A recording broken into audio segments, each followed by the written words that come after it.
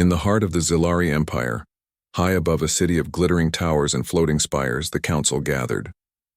They were the rulers of a proud alien race, known throughout the galaxy for their sharp minds, their strict traditions, and their cold sense of humor. Today, their humor would be cruel. Princess Lyra, the youngest and last of her royal line, stood quietly in the back of the council chamber. She had always been aware of the whispers, rumors that she was infertile, that she would not be able to continue the royal bloodline. The council treated her with polite indifference, occasionally with harsh criticism. They called her the delicate princess behind her back, as though weakness defined her. But today, their cruelty would be public. "Bring the human diplomat forward," one of the elder counselors said, his voice sharp and echoing through the vast chamber. "It is time we see how our gift fares." Lyra's heart sank. She already understood what this meant. The council, in a rare display of twisted amusement, had decided to gift her, an infertile princess, as a diplomatic joke to a human. Humans were unpredictable and primitive in the Zilari's opinion, yet their cleverness sometimes earned grudging respect. This was supposed to humiliate both her and the human. A figure entered the chamber, tall and confident, dressed in the clean, functional uniform of a human space fleet. Commander Elias Varen. His dark hair was neatly cut, and his eyes, sharp, curious, and unafraid, met the gazes of the Zilari counselors without flinching. Unlike most humans, Elias did not appear nervous. Instead, he carried himself with quiet confidence, as though he knew the weight of this moment, but was not intimidated by it. The counselors smirked, their amusement barely concealed. "Commander Varen," the elder counselor said, "you are now the assigned guardian and companion of Princess Lyra. We expect that she will adjust to your guidance." The pause was deliberate, a cruel punctuation. "Of course, this arrangement is temporary. We are simply curious to see how you fare with someone who cannot provide the future we so desperately need." Lyra's jaw tightened. Her body tensed with anger, humiliation, and disbelief. She had known that the council had little regard for her, but to openly mock her in front of a human was beyond her worst fears. And yet, she studied the human before her. There was no ridicule in his eyes, no sneer or condescension. Instead, he looked at her with something almost respectful. "I will do my best to work with Princess Lyra," Elias said calmly. His voice carried the kind of gentle confidence that disarmed tension. "I do not see her as a pawn or a joke. I see her as a person." The chamber fell silent. Some counselors were shocked. Others muttered in annoyance. This was not how the human was supposed to react. He was meant to fail, to stumble, to become part of their amusement. Instead, he treated her as an equal. Lyra felt something strange in her chest, a small spark of hope or perhaps defiance. She inclined her head slightly, her voice quiet but firm. "I will cooperate, but I am no one's amusement. I am Princess Lyra of the Zilari Empire." Elias nodded. "And I will honor that." The council laughed then, a harsh sound that filled the chamber. "We will see how long your courage lasts," one of them said. "Remember, Commander, this is not a partnership, it is a test." "And Princess Lyra, remember your place." Lyra ignored them. Her gaze remained fixed on Elias, and in that moment, an unspoken understanding passed between them. They would face this together, and they would do so on their own terms. The first days were difficult. The council had sent detailed instructions on how the human should interact with Lyra, which she quickly found patronizing and unnecessary. Elias, however, refused to follow these instructions blindly. Instead, he observed her, listened to her, and learned about her culture, her abilities, and her fears. Lyra had always felt isolated. Even her closest attendants treated her with polite distance, fearful of the council's scrutiny. But Elias was different. He asked questions, genuine questions about her life, her hopes, and even about her rumored infertility. He never judged, never mocked, never assumed. One evening, as they walked along a terrace overlooking the city, Elias turned to her. "Princess Lyra," he said softly, "I know what the council expects, but I am not them. I do not care about your ability to continue your line. I care about who you are." Lyra felt her heart skip. She had never heard anyone speak this way before. Not in the council, not in the court, not even in the whispers of her attendants. "And if I fail you?" she asked quietly. "You won't fail," he said simply. "We are not here to fail each other. We are here to learn." That night, Lyra lay in her chambers staring at the ceiling. For the first time, she felt something she had long forgotten, the possibility of hope. She began to see the human not as a joke but as an ally, and perhaps, she thought, as a friend. As weeks passed, the council's joke began to unravel in unexpected ways. Elias's respect and kindness slowly earned Lyra's trust. She found herself laughing quietly at his dry humor, debating tactics, and even sharing stories of her childhood, something she had never done with anyone outside her family. Elias, in turn, admired her intelligence, her resilience, and her quiet strength. He saw beyond the label of infertile princess to the capable, determined individual beneath. The council, observing from afar, could not understand it. The human whom they had expected to fail was succeeding in ways they had never imagined. Instead of humiliation, Lyra began to glow with confidence. Instead of fear, she showed curiosity and courage.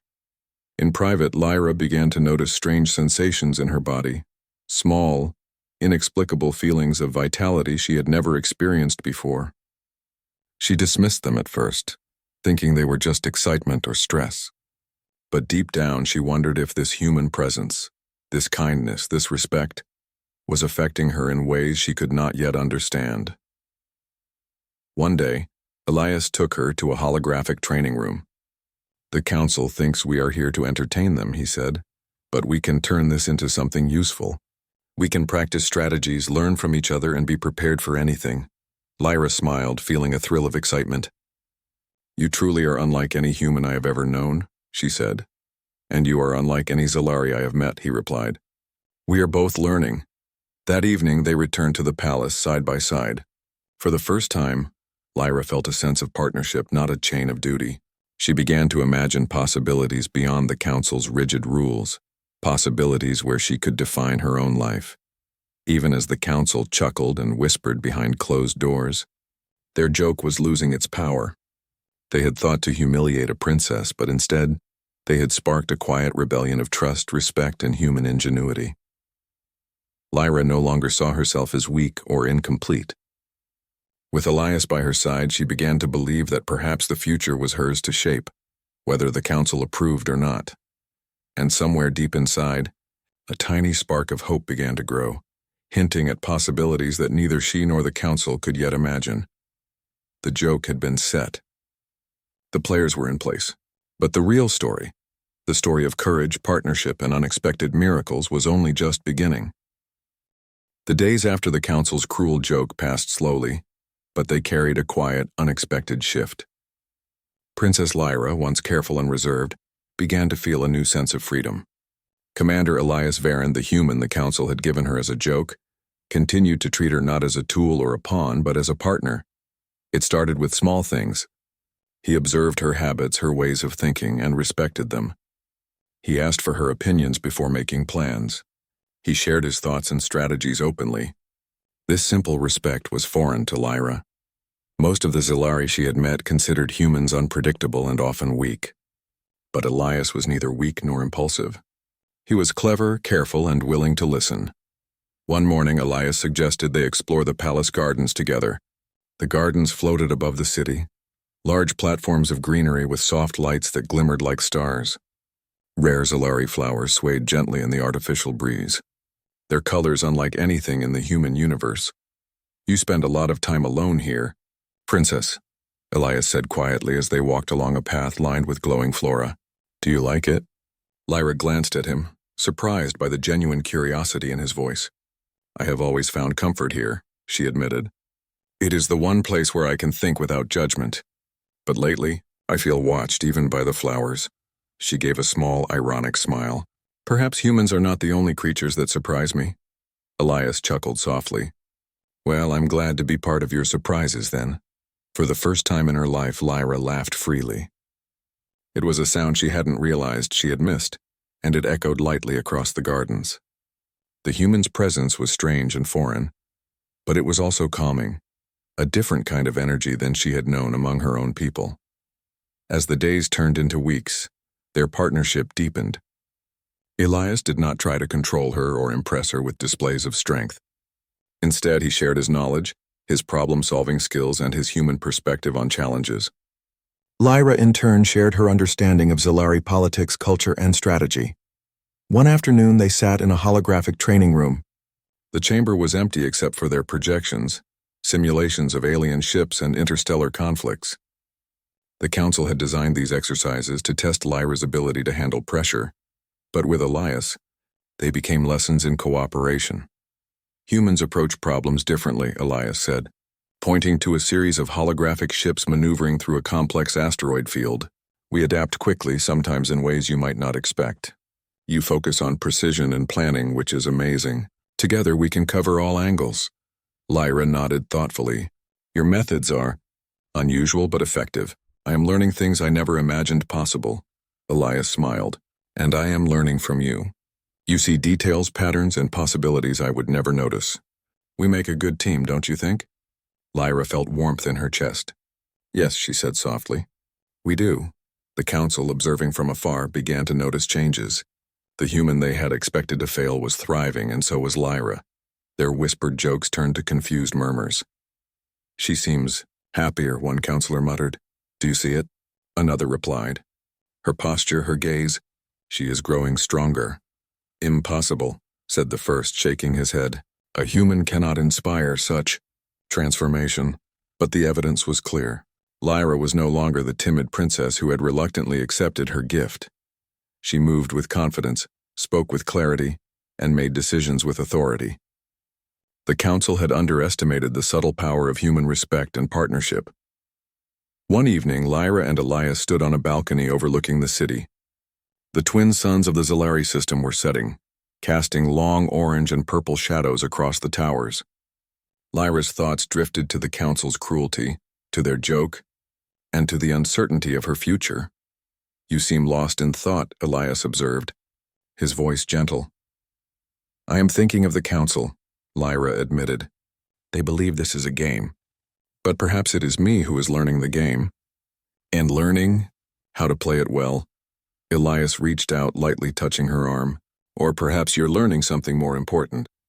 That you are not defined by their expectations. That you can choose who you want to be, regardless of what they say. Lyra met his gaze. There was no mockery, no trick, only honesty. And in that honesty she felt strength. Strength she had never known she could possess. As weeks passed, another unexpected development occurred. Lyra began to notice subtle changes within herself. Her body, once rigid and controlled, felt alive in ways it had never been before. There was energy, warmth, and a strange sense of possibility she could not explain. At first she dismissed it. Perhaps it was excitement. Perhaps it was the novelty of a human companion.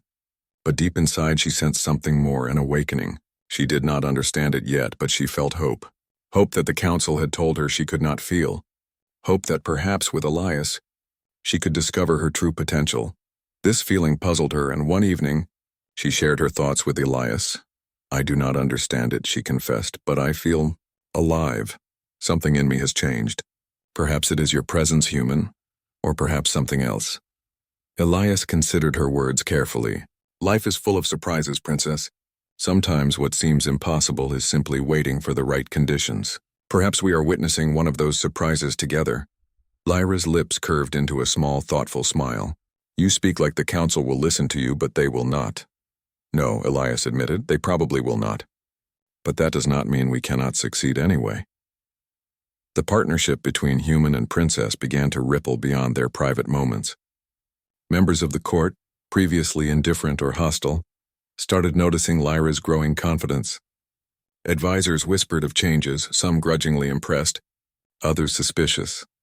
One morning Lyra faced a delicate political challenge, a trade negotiation with a neighboring system that had historically viewed the Zalari with suspicion. The Council expected her to stumble, to rely on formalities that humans would find irrelevant. But Elias coached her carefully, explaining the humans' way of communication, their values, and how they responded to sincerity. During the negotiation, Lyra applied this knowledge flawlessly. She spoke with clarity, combined Zalari precision with human empathy, and guided the discussion toward mutual benefit. The alien delegates left the room impressed, even slightly surprised by her skill. When she returned, Elias smiled. You did beautifully. They respected you because you were honest and confident. And you showed them what humans can teach us, how to connect, how to understand. Lyra felt a quiet pride. She realized that the council's joke had inadvertently given her a new perspective, a new skill set. The human they had mocked had taught her lessons they never intended her to learn. By the end of the second month, Lyra and Elias had grown inseparable in purpose. They trained together, strategized together, and began to understand each other on levels neither had anticipated. They discovered shared values, mutual respect, and an unspoken bond that strengthened their resolve. Even the council could not ignore the changes. The infertile princess, once mocked as a symbol of weakness, was now radiant, sharp, and unafraid. And the human, once considered a fool, unfit to influence Zellari affairs, had proven invaluable. Yet amidst the growing respect and cooperation, Lyra could not ignore the subtle stirrings within her. There was something happening inside her body, something unexpected, something that whispered of possibilities the council had long denied her. She did not know what it meant, but it filled her with a cautious hope, a tiny flame she could not extinguish. Elias noticed her contemplative silence one evening. "You are thinking of more than the negotiations, aren't you?" he asked. Lyra nodded. "I feel different. Stronger. Perhaps the council underestimated what is possible when humans and Zellari work together." Elias reached for her hand. "Then we will find out together. Whatever it is, we will face it as a team." Lyra felt a warmth she had never known, a feeling deeper than respect or gratitude. It was connection, trust, hope. She realized quietly that the council's joke, meant to humiliate her, had sparked something extraordinary. Something that neither human nor Zellari could have predicted. The council had intended to mock her. But instead, the human they had laughed at had become her ally, her teacher, and perhaps something more. And Lyra, once thought powerless, was beginning to realize that her strength had always been there, hidden, waiting for the right moment, the right companion, and the right choice. The joke had started the story, but the real story, the one of respect, growth, and unforeseen potential, was only just beginning to unfold. The days following Lyra and Elias's growing partnership were filled with learning, laughter, and quiet discovery. The council's cruel joke, meant to humiliate, had instead given rise to something entirely unexpected. Lyra's confidence continued to grow, and her bond with Elias became stronger with each passing day. Yet beneath the calm of their partnership, a subtle change was occurring, a change that neither of them could fully understand. It started with small signs. Lyra noticed a renewed energy in her steps, a lightness in her movement that had long been absent. Even her skin seemed to glow faintly under the artificial lights of the palace, a warmth she could not explain. At first, she thought it was simply the excitement of discovery, the joy of working with Elias, the thrill of being respected and seen as capable. But soon she realized it was something more, something that went beyond mood or emotion. One evening, as they walked through the palace corridors, Elias noticed her hesitation. "You've been quieter than usual," he said gently. "Is something bothering you?" Lyra shook her head. "No, it is not worry. It is curiosity. Something is changing inside me. I feel different, stronger, more alive, but I do not understand why." Elias looked thoughtful. "Sometimes life surprises us in ways we cannot predict. Perhaps this is one of those surprises." Lyra nodded, but deep down, a part of her wondered if this surprise was something more extraordinary than either of them could imagine.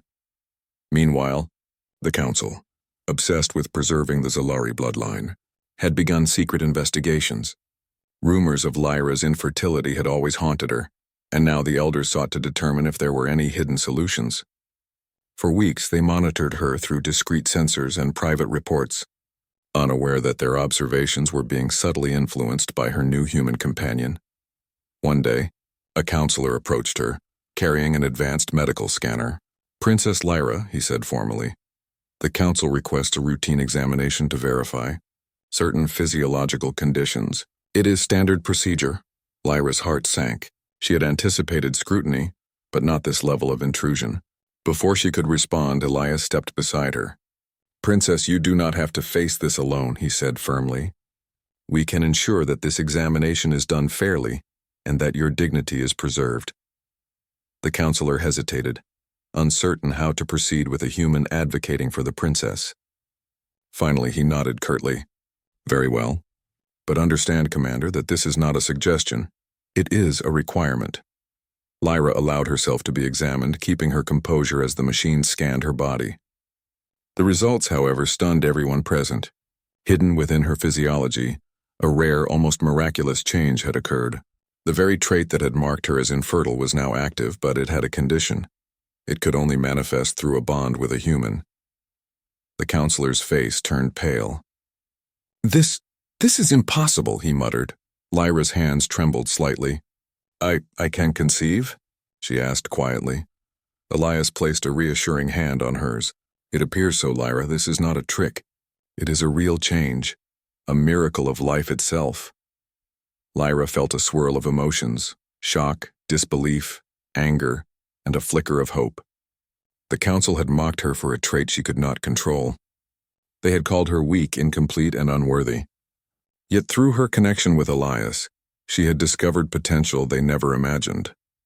In the days that followed, Lyra struggled with the implications of the discovery. She was no longer merely a pawn in the council's cruel game. She was something more, something powerful, and yet the thought of their continued judgment lingered in her mind. Elias, ever patient, guided her through these turbulent emotions. Lyra, he said one evening as they walked through the floating gardens, this is your life. The council's opinion does not define you.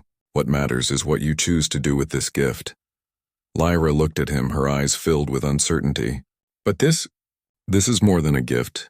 It is a responsibility. The council will expect me to act according to their desires, to serve their purpose. Then we will redefine what their purpose means. Elias replied firmly. We will show them that life cannot be controlled by fear or tradition. You are strong and you have choices. We will make them see that strength comes from more than rules or lineage. For the first time, Lyra felt not just hope, but determination.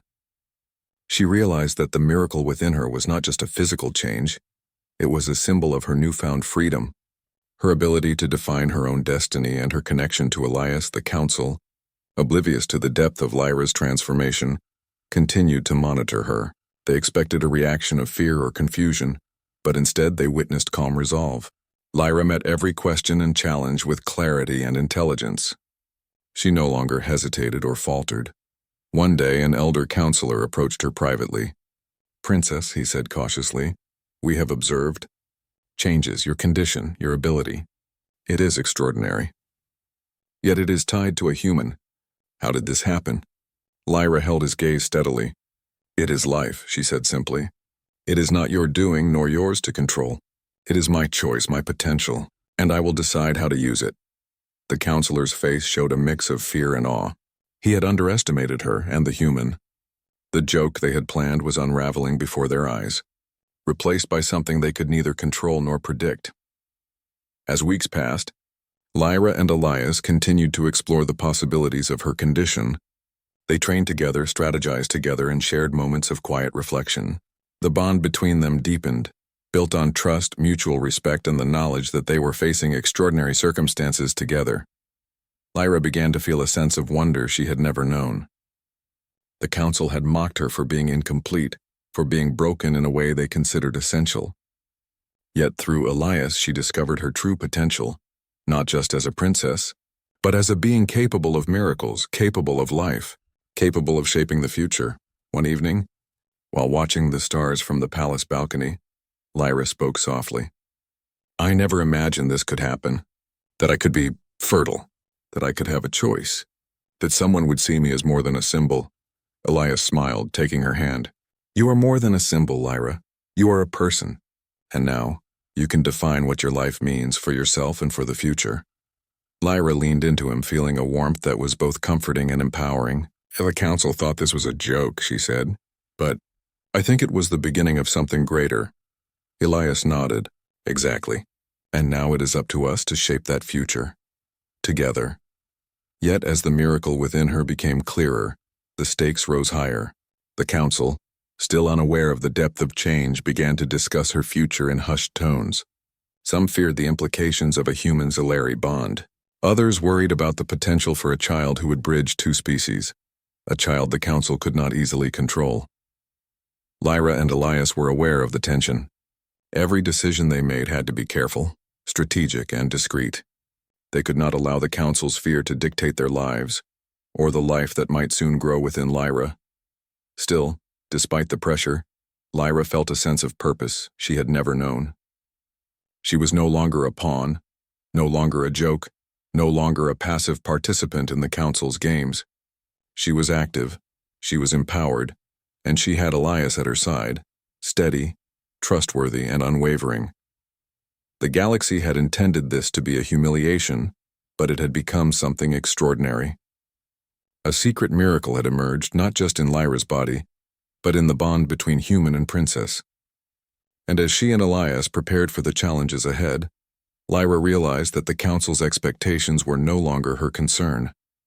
She had discovered something far more important: the power of choice, partnership, and life itself. For the first time, Lyra felt truly alive. And she knew that whatever came next, challenges, ridicule, or danger, she would face them not as a powerless princess, but as a strong, capable woman guided by courage, respect, and the unexpected miracle she had discovered with a human by her side. The joke had been cruel. The circumstances had been unfair. But the result? The result was nothing short of extraordinary. And the story of Lyra, Elias, and the life that might one day unite two species was only just beginning. The Zalari Council had expected hesitation, fear, or weakness when Princess Lyra returned to face them. They had imagined the same timid girl who had once been mocked as infertile. Instead, Lyra entered the grand chamber with calm, radiant confidence. Every step she took echoed authority. Every glance held intelligence and determination. Commander Elias Varan walked beside her, a silent partner, his presence both reassuring and grounding. The Council's laughter, once sharp and cruel, faltered as they registered the transformation. Princess Lyra, the eldest counselor, began, his voice slightly unsure. "You return, different. What brings you before us now?" Lyra lifted her chin.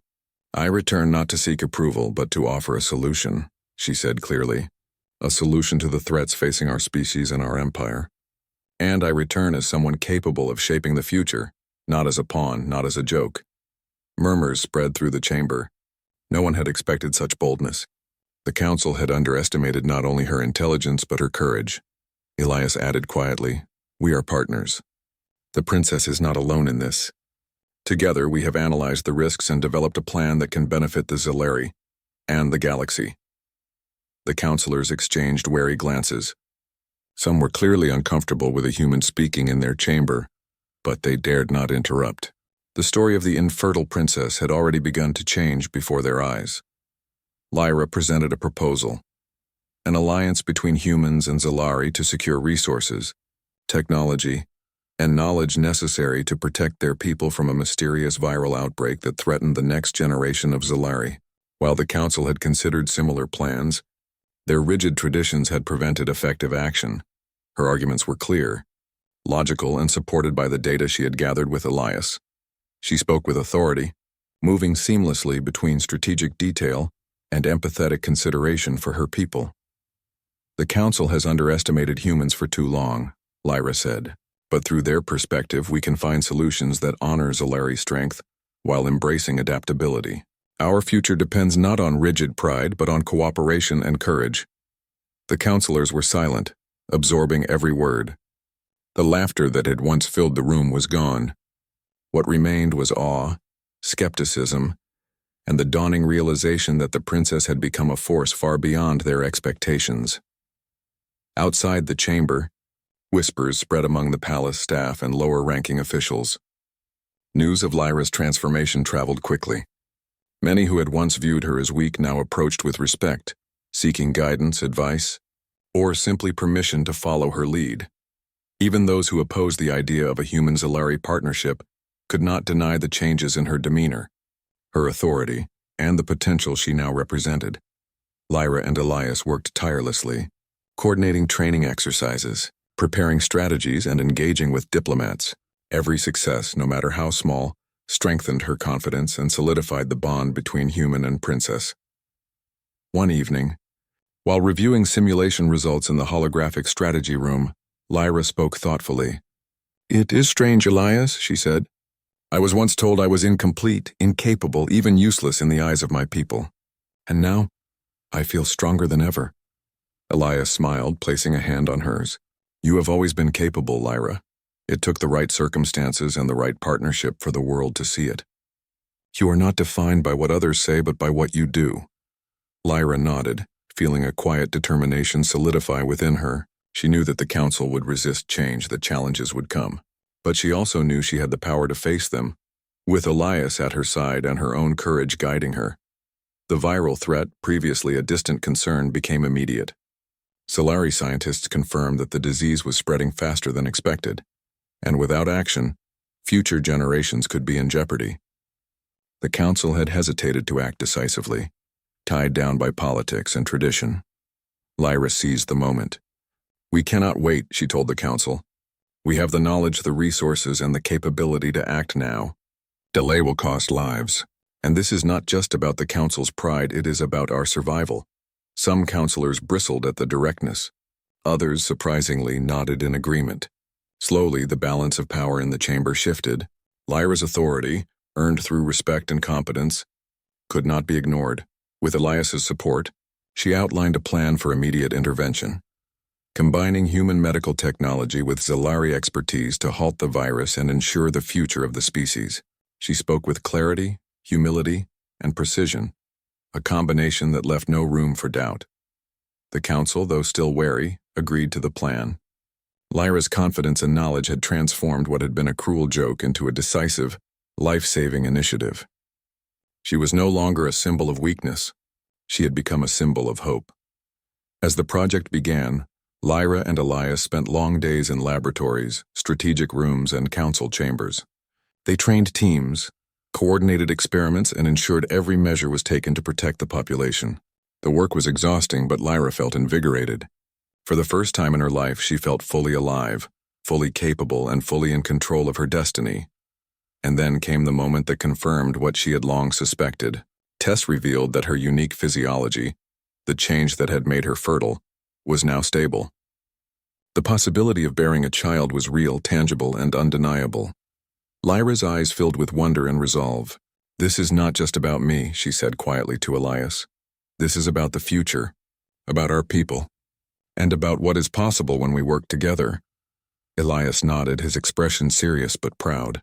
"And we will face it together. Whatever comes, we will make it right." Lyra realized that the council's mockery, meant to humiliate, had instead revealed her true strength. She was no longer the powerless princess they had laughed at. She was a leader, a thinker, a creator of solutions, and perhaps soon, a mother. The joke had started as cruelty, but it had transformed into empowerment, courage, and the chance to shape a new future for her people, and Lyra was ready to embrace it fully. Months passed, and the efforts of Lyra, Elias, and the human-Zalari collaboration bore fruit. The viral threat that had endangered the next generation of Zalari was neutralized through combined human and Zalari medical techniques. The council, initially skeptical, had no choice but to acknowledge the success. Lyra's reputation grew beyond the palace walls. Where once she had been seen as weak and incomplete, she was now celebrated as a leader of courage, wisdom, and vision. Her ability to unite two species for the greater good became a model for diplomacy and collaboration across the galaxy. And then the moment came that no one, not even the council, had fully anticipated. Lyra became pregnant. The first human Zalari child was growing within her, a living symbol of unity, hope, and the possibilities that could emerge when prejudice and cruelty were replaced by respect, trust, and partnership. News spread quickly throughout the empire. There were whispers, debates, and some resistance, but overall the announcement was met with awe and admiration. The child represented more than life. It represented change, adaptability, and the strength of human-Zalari collaboration. Lyra, glowing with confidence and maternal warmth, addressed the council. "This child is not a joke. It is a promise that we can rise above fear, pride, and ridicule, that we can embrace what is possible when we work together." The council, forced to confront their own assumptions, listened in silence. Their mockery had been turned on its head. The infertile princess had returned not just as a mother-to-be, but as a leader who could shape the destiny of their people. Elias stood beside her, proud and steadfast. He had been there every step of the way, supporting her, respecting her, and ensuring that her journey was one of empowerment rather than humiliation. Together, they were not only partners but equals, working toward a future neither species could have imagined alone. The palace, once a place of constraint and judgment, had transformed into a hub of collaboration and hope. Scientists, strategists, and diplomats from across the galaxy now worked together under Lyra's guidance, inspired by her vision and courage. Lyra herself embraced her role fully. She trained, learned, and guided with wisdom and care. She prepared for motherhood with the same determination and intelligence she applied to leadership. Her child, she realized, would inherit not just life, but the legacy of cooperation, respect, and courage that had defined her own journey. When the child was born, it was a moment of triumph unlike any other. The first human Zalari child, healthy and strong, cried out in the delivery chamber, bridging two species in a single breath. Lyra held the child close, tears of joy and relief streaming down her face. Elias gently placed a hand on her shoulder. "You did this," he whispered. "Not as a pawn, not as a joke, but as a mother, a leader, and a force for change." Lyra smiled, feeling the life of the child against her chest. "We did this," she said softly. Together, the council, watching in awe, finally understood. Humans were not weak, unpredictable, or unworthy. They were clever, compassionate, and capable of achieving what the Zalari alone could not. Lyra's journey had proven it. The joke had become a testament to the power of respect, collaboration, and the courage to embrace possibility. As the child grew, so did the bond between humans and Zalari. Trade, diplomacy, and cultural exchange flourished. The palace became a symbol of hope and unity, a place where differences were celebrated, and where cooperation was the key to survival and progress. Lyra, now a mother, continued to lead with intelligence, courage, and compassion. Elias remained at her side, both a partner and a witness to the extraordinary transformation that had begun with a cruel joke. The story of the infertile princess, once the subject of ridicule, had become a legend of triumph. She had returned as a mother, a leader, and a symbol of what could be achieved when humanity's strength, its empathy, ingenuity, and resilience was recognized and embraced. And as she looked at her child, a living bridge between two worlds, Lyra knew that the future was bright. Not because it was easy, but because it had been earned through courage, respect, and the unwavering belief that even the smallest spark of hope could ignite extraordinary change. The galaxy had once laughed at her. Now it watched in awe as a princess, a human, and a child together reshaped what was possible. The joke had ended, but the legacy had only begun.